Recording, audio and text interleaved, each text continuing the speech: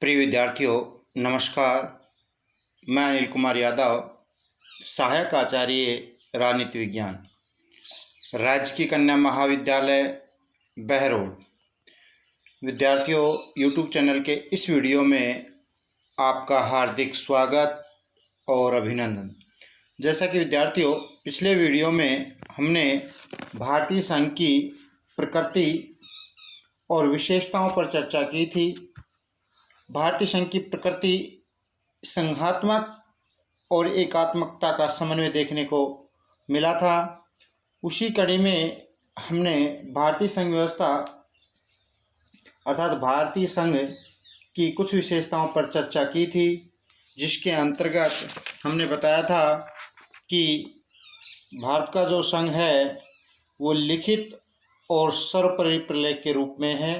अर्थात भारत का जो संविधान है लिखित है और वो सर्वपरिविधि के रूप में है। इसके अलावा हमने आपको बताया था कि भारतीय संघ में दोहरी शासन प्रणाली है। दोहरी शासन प्रणाली में दो प्रकार की सरकारें और दोहरे शासन तंत्र की व्यवस्था की चर्चा की थी। इसकी अगली विशेषता हमने बताई थी शक्तियों का विभाजन, अर्थात संघ की जो शक्तियां हैं केंद्र, राज्य और समवर्ती सूची के रूप में विषयों का विभाजन किया था। इसके अलावा हमने इसकी विशेषता के बारे में बताया था कि स्वतंत्र और निष्पक्ष न्यायपालिका की बात कही थी। आज इसी कड़ी में हम आगे बढ़ते हुए भारतीय संघ की जो शेष विशेषताएं रह गई थी उस पर चर्चा करेंगे। तो विद्यार्थियों, अगली जो विशेषता है भारतीय संघ की वो है राज्यपालों की नियुक्ति के मामले में। भारतीय संघ व्यवस्था के अंतर्गत राज्यपालों की नियुक्ति कैसे होती है, उसकी क्या भूमिका होती है, इस पर विचार करेंगे। विद्यार्थियों, अनुच्छेद 155-56 में राज्यों के राज्यपाल की नियुक्ति के बारे में चर्चा की गई है और इसमें स्पष्ट किया गया है कि राज्य के राज्यपालों की नियुक्ति राष्ट्रपति करता है। तो नियुक्ति की बात जब आती है तो भारतीय संघ में राज्यपालों की नियुक्ति राष्ट्रपति के द्वारा की जाती है। इसके बाद आती है बात कि राज्यपाल राष्ट्रपति के प्रसाद पर्यंत तक अपने पद पर बने रहते हैं। अर्थात राज्यपाल विधानमंडल के प्रति नहीं बल्कि राष्ट्रपति के प्रति उत्तरदायी होता है। तो जो यहाँ व्यवस्था दी गई कि राज्यपालों की नियुक्ति राष्ट्रपति करता है और वह राष्ट्रपति के प्रसाद पर्यंत तक अपने पद पर बना रहता है। तो यहाँ स्पष्ट है कि राज्यपाल है वो राष्ट्रपति के प्रति उत्तरदायी होता है, न कि राज्य विधानमंडल के प्रति। राष्ट्रपति जब चाहे तब राज्यपाल को उसके पद से हटा सकता है। अर्थात हम कहेंगे कि राज्यपाल राष्ट्रपति के प्रसाद पर्यंत तक ही अपने पद पर बना रहता है और वह राष्ट्रपति के प्रति ही उत्तरदायी होता है, न कि राज्य विधानमंडल के प्रति। साथ ही विद्यार्थियों, राज्य विधानमंडल द्वारा पारित कोई भी विधेयक है वो बिना राज्यपाल की अनुमति के कानून का रूप नहीं ले सकता। राज्य विधानमंडल के द्वारा जो विधेयक पारित किया जाता है, जब तक उस पर राज्यपाल के हस्ताक्षर नहीं हो जाते तब तक वह विधेयक कानून नहीं बन सकता। इसके अलावा विद्यार्थियों, कुछ विषयों से संबंधित विधेयकों को राज्यपाल राष्ट्रपति के विचारार्थ भी भेज सकता है। यह शक्ति भी राज्यपाल को दी गई है। और कुछ ऐसे मामले भी हैं जिनमें वह अपने विवेक के अनुसार भी कार्य कर सकता है। तो विधेयकों के मामले में कुछ तो अपनी विवेक शक्ति का प्रयोग कर सकता है या कुछ विधेयकों को राष्ट्रपति के विचारार्थ भी भेज सकता है। विद्यार्थियों, भारतीय संविधान की यह व्यवस्था है वो संघीय सिद्धांत के बिल्कुल प्रतिकूल है। संघीय व्यवस्था के अंतर्गत शक्तियों के विभाजन की बात कही गई, शक्तियों के विकेंद्रीकरण की बात कही गई, लेकिन यहाँ राज्यपाल की जो स्थिति है भारतीय संघ में एक विचित्र स्थिति है, वो केंद्र की शक्ति को बढ़ा रही है और यह राज्यों की स्वायत्ता पर एक तरीके से आघात पहुंचाता है राज्यपाल का जो पद है। लेकिन यह आरोप हम सही नहीं ठहरा सकते क्योंकि इसके कई मायने हैं। क्योंकि राज्यपाल एक संवैधानिक प्रमुख होता है, वास्तविक शासक नहीं होता, वो नाम मात्र का कार्यपालक एक तरीके होता है, एक संवैधानिक पद है। जो सदैव मंत्रिमंडल के परामर्श से कार्य करता है। तो राज्यों की कार्यपालिका के अंतर्गत व्यवस्था दी गई है कि राज्यपाल अपने मंत्रिमंडल की सलाह और परामर्श से हमेशा कार्य करेगा। संविधान की शब्दावली चाहे जो भी हो, परंतु विद्यार्थी व्यवहार में ऐसे उदाहरण बहुत ही कम ही हैं जबकि राष्ट्रपति ने राज्य विधानमंडल के द्वारा पारित कानूनों पर वीटो का प्रयोग किया हो। केरल शिक्षा बिल ही एक ऐसा उदाहरण है, परंतु इस मामले में केंद्र ने पहले सर्वोच्च न्यायालय का परामर्श प्राप्त किया था और उसके पश्चात ही उसमें उचित संशोधन के लिए राज्य विधानमंडल के पुनः विचार भेजा था। तो इस प्रकार विद्यार्थी और राज्यपाल केंद्रीय एजेंट या अभिकर्ता के रूप में भूमिका का निर्वाह करता है। तो ये भारत संघ की एक अनोखी विशेषताओं में आता है। अब बात करते हैं विद्यार्थियों अगली विशेषता पर, वो है भारतीय संघ की अगली विशेषता आपातकालीन स्थिति। तो आपातकालीन स्थिति में भारतीय संघ की क्या व्यवस्था है उस पर जब हम चर्चा करते हैं तो केंद्र आपातकाल में विद्यार्थियों और राज्यों के जो अधिकार क्षेत्र है उसका अतिक्रमण कर सकता है। ये भारतीय संघ के अंदर व्यवस्था दी गई है। अगर जब यदि कभी आपातकाल लागू होता है देश में तो उस समय केंद्र सरकार है राज्य के अधिकार क्षेत्र का अतिक्रमण कर सकता है। युद्ध और राष्ट्रीय आपात के काल में विद्यार्थियों केंद्र की शक्ति में अत्यधिक वृद्धि हो सकती है। जो कभी युद्ध छिड़ जाए या राष्ट्रीय आपातकाल लागू हो जाए उस समय केंद्र की शक्ति में अत्यधिक वृद्धि हो सकती है। विद्यार्थियों राष्ट्रपति के द्वारा आपातकाल की उद्घोषणा किए जाने पर राज्य की स्वायत्तता अर्थात जो स्वतंत्रताएं दी गई है उनको स्थगित किया जा सकता है। और विद्यार्थियों इस दिशा में राष्ट्रपति राज्य का सारा कामकाज है अपने प्रतिनिधि अर्थात राज्यपाल के माध्यम से चला सकता है। राष्ट्रपति वित्तीय आपात की घोषणा करके राज्यों के वित्तीय क्षेत्र में संसद का नियंत्रण भी स्थापित कर सकता है। सभी पदाधिकारियों के वेतन में कटौती कर सकता है। आपातकाल में आवश्यक हो तो राष्ट्रपति संघ और राज्यों में शक्तियों के विभाजन को भी परिवर्तित कर सकता है। आपातकालीन स्थिति में राष्ट्रपति है जो संघ और राज्यों सूची के जो विषय हैं जो सौंपे गए हैं उनमें परिवर्तन कर सकता है, उस विभाजन को बदल सकता है। तो इस प्रकार विद्यार्थियों ये भारतीय संघ की आपातकालीन स्थिति के संदर्भ में व्यवस्था के बारे में यहाँ पर बताया है।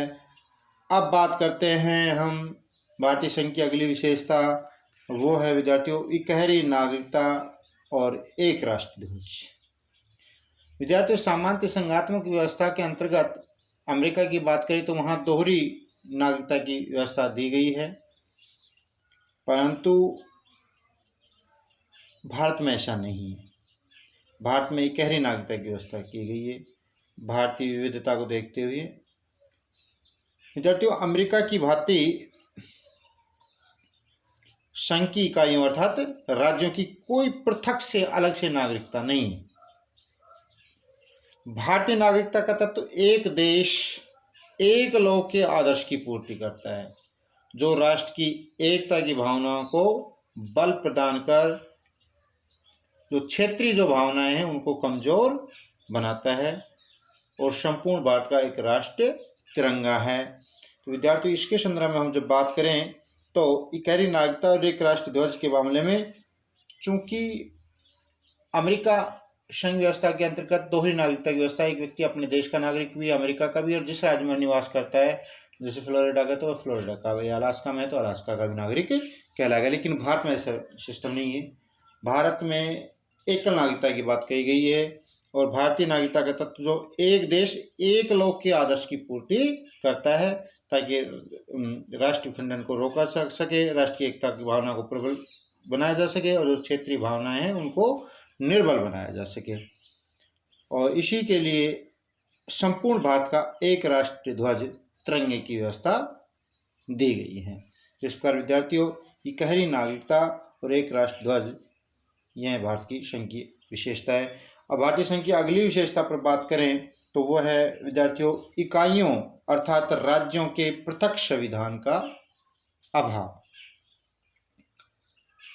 विद्यार्थियों अमेरिका और स्विट्जरलैंड की संघीय व्यवस्था के विपरीत उल्टे भारत की जो संघ व्यवस्था में राज्यों के लिए पृथक संविधान की कोई व्यवस्था नहीं की गई। अमेरिका में प्रत्येक राज्य का प्रत्येक इकाई का अपना अलग संविधान है और अमेरिका संघ का अपना अलग संविधान है। लेकिन स्विट्जरलैंड में भी इस तरह की व्यवस्था दी गई है। लेकिन भारत में विद्यार्थियों ऐसा नहीं, भारत का एक संविधान है जो सभी राज्यों पर लागू होता है।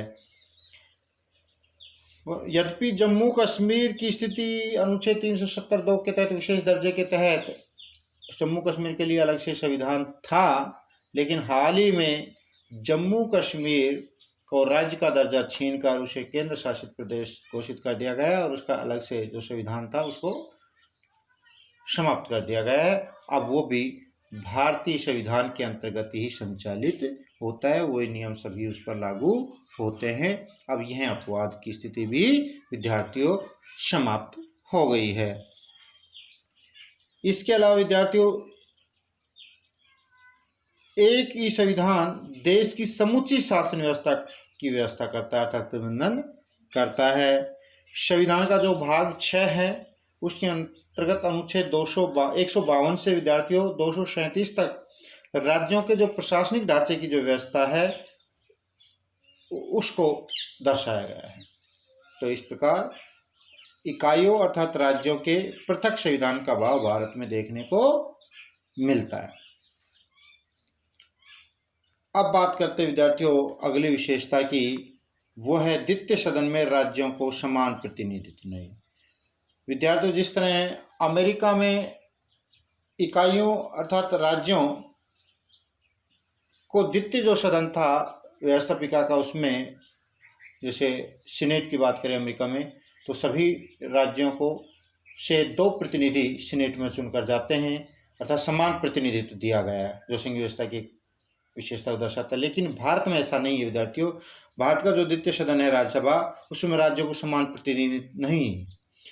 भारत में जनसंख्या के अनुपात में प्रत्येक राज्य को द्वितीय सदन में प्रतिनिधित्व दिया गया है। जो बड़े राज्य हैं उनसे अधिक प्रतिनिधि निर्वाचित होकर जाते हैं द्वितीय सदन में, और जो छोटा राज्य है उससे कम प्रतिनिधि चुनकर द्वितीय सदन अर्थात राज्यसभा में जाते हैं। तो विद्यार्थियों यहाँ पर जब बात करें हम कि द्वितीय सदन अर्थात राज्यसभा में राज्यों को समान प्रतिनिधित्व भारत में नहीं दिया गया, जबकि अमेरिका के अंतर्गत ऐसी व्यवस्था की गई है। अब बात करते हैं विद्यार्थियों अगली विशेषता की, वह है राज्यों के निर्माण, सत्ता और नाम बदलने की शक्ति के ऊपर बात करें तो विद्यार्थियों इस मामले में संविधान का अनुच्छेद 3, भारतीय संविधान का अनुच्छेद 3 इसकी एकात्मक शक्ति को दर्शाता है। संघ की किस तरीके से संसद ही नए राज्यों का निर्माण कर सकती है, सत्ता में परिवर्तन कर सकती है, राज्यों के नामों को बदल सकती है। तो ये एकात्मक तत्व को दर्शाता है। यह अनुच्छेद संसद को नवीन राज्यों के निर्माण, वर्तमान राज्य के क्षेत्रों, सीमाओं तथा नामों को बदलने की शक्ति संसद को देता है। तो इस प्रकार विद्यार्थियों राज्यों का अस्तित्व ही केंद्र की इच्छा पर निर्भर है। केंद्र चाहे तब राज्यों का नाम बदल सकती है, क्षेत्र और सीमाओं में परिवर्तन कर सकती है। यह व्यवस्था निश्चय ही संघीय सिद्धांतों पर एक तरीके से आघात है। संघ राज्यों के जो स्वायत्ता है उसका हनन है। तो इस प्रकार विद्यार्थियों आज के इस वीडियो में हमने भारतीय संघ की जो शेष विशेषताएं रह गई थी उन पर चर्चा की। इनमें प्रमुख रूप से राज्यपालों की नियुक्ति के मामले में, आपातकालीन स्थिति के मामले में, इकहरी नागरिकता के मामले में और